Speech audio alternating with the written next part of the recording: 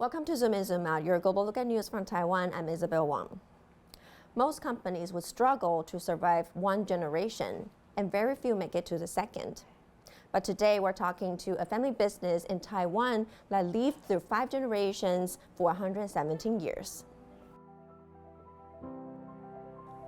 Hubline Feather Works was founded during the Qing Dynasty in Taiwan's key trading port of Chen. When the shop's 4th-generation owner, Chen Yao, took over in the 1990s, Hubline was in debt for almost $10 million. Under his leadership, the company's fortunes bounced back, and its recent annual revenue was reported at nearly $200 million. In 2015, he passed the reins to his 36-year-old son, Olle Chen. Today, this century-old Taiwanese manufacturer supplies nearly 1/6 of the world's down, boasting top brands like Moncler and Canada Goose. Global industry as a whole, Taiwan have two positions. One is it is a material. The origin of the material is part of the original material. Although the portion ratio of the global quantity is about between 1 to 3%, but it does provide a unique quality that we can say it has a great cost performance on that note. And the other one is the industry is developed relatively early globally. So there are some, a few, wouldn't say a few, there are business that is very agile and was very good on doing international business. As businesses are facing uncertainties of the geopolitical tensions right now, how are Hublines being resilient and building business strategies related to that? Geopolitics is more challenging than what has been for the last 20 years. But before that, it was even more confusing. So relatively, we have more complicated than the last 20 years, but it's not new to our industry. So I think chances are for a Taiwan-based company can be more agile the way of conducting business. And as you know, entrepreneur from Taiwan has been trying to conduct global business since early 70s. Donald Trump took office, and then it changes a lot of things and the way people do businesses. Does that impact yours? For Health Life is a Taiwan domestic business. Domestic market for Taiwan has been quite resilient. We are still seeing growth. We do not have a direct impact. However, on the international business, although we do not have direct impact, but our customers can face in tariff duties and situation. We see some hesitance to be more aggressive on the business side. We will try to support them as much as we can. So Hubline is a 117-year-long businesses, and soon it's going to be 118 years. So how are the businesses trying to stay current or stay relevant to the industry? Working hard every day. Yes. Things changes every single day. So understanding the trend is quite important. I will say the next era is really focused on localized business. So when I say localized, doesn't mean local business in Taiwan is to establish business in every location. Hubline started in Taiwan, but we are actually expanding internationally. So for example, Japan, Korea, China. Also in Canada, we do have subsidiary. So instead of seeing it as an international business, we try to manage in each location's domestic business.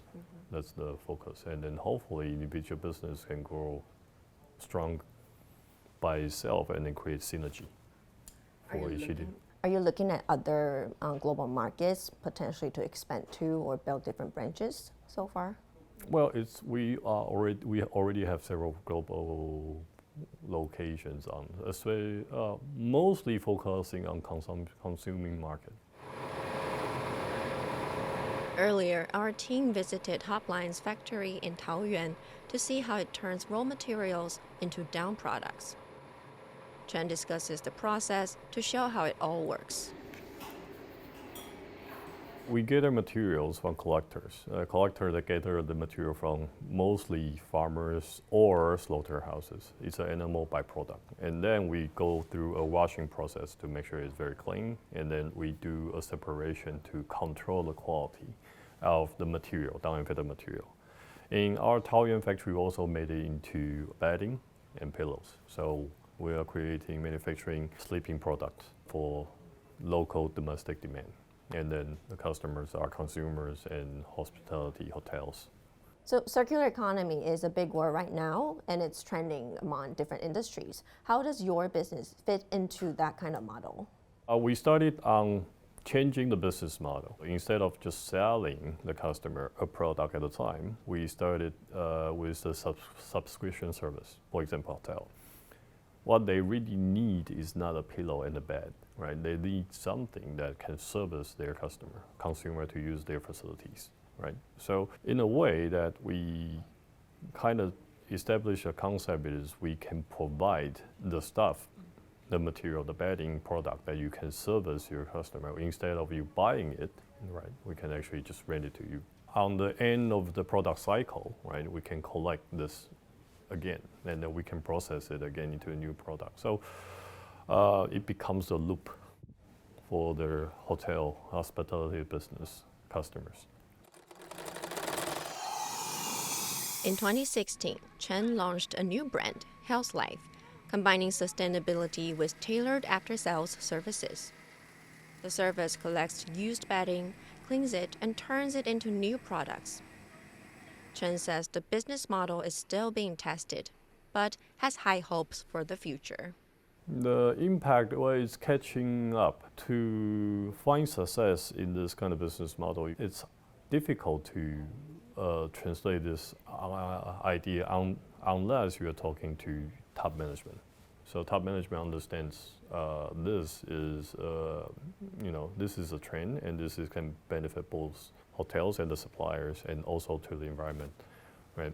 And so I think the original challenge is to actually have the concept delivered to more senior management or people who understands this. And once one or two hotel chains start to pick it up, it's easier for others to adopt. It's slowly become a trend. So not only in Taiwan, but also globally as well. We find the most success in Japan. Yes, we started this program in Japan, and then we actually also established this in Taiwan. Yes. Reduce, reuse, recycle. As the president of Hotline and Health Life, earning trust in a changing market isn't easy. Chen shares how his observations shape the brand's target audience and the management philosophy behind it. I think there is an obligation for Hotline to be in Taiwan, so people of Taiwan can buy good quality down and fitted product. So it's really more of an obligation that I think, because unfortunately, especially down and fitted product on bedding side, not focusing on quality. It's a subtle way to say it's difficult to find a very good product for consumer in Taiwanese market. Our product, like for example, Health Life on the Taiwanese market, domestic market, right? You'll find that we do not sell the cheapest product on the market, right? It's not because we cannot make it cheaper, but our focus is making better quality. And the idea is to help consumers sleep better instead of I want to sell you a product that is cheap. So by nature of building this particular business concept, right, it translates well. For Chen, trust doesn't end at the point of sale. It's built through quality, service, and longevity. Our focus was actually to solve consumer problem they might have. So if your pillow gets dirty or your bedding gets very dirty, we can actually go and collect your material and service it and return to your home. So we provide the convenience of adoption of our product. And if you use a new product for 10 years, right, it's the quality slightly degrades. We also provide the service for you to reform your bedding. So it's actually a lot of value added on the product that the consumer buys. I think our customer satisfaction is very high. And gradually, trust comes from there. Since taking over Hotline in 2015, Chen has worked alongside his father, who remains chairman, navigating their relationship as they carry a century-old brand forward. But he says the journey hasn't been easy. He was the previous head of the company. He does care what's happening with the company. He is, step aside from the business longer. I'm more aware of what's happening with the business more actively, right? So, in a way, it's my responsibility to make him feel comfortable, right? For example, the directions of the company, and we'll try to make time to make sure that we have reached consensus on the topics on this. So I think this is quite normal for the family business.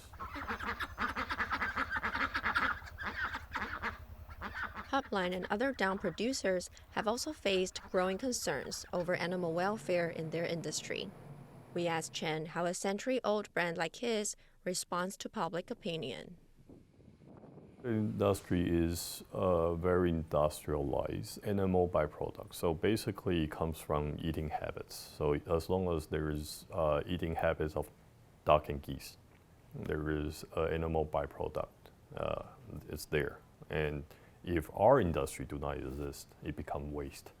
After the meat was produced, the feather is thrown away. So our business is actually, I would say, environmental, and then utilize our resources. And other misconception is mistreating of the animal.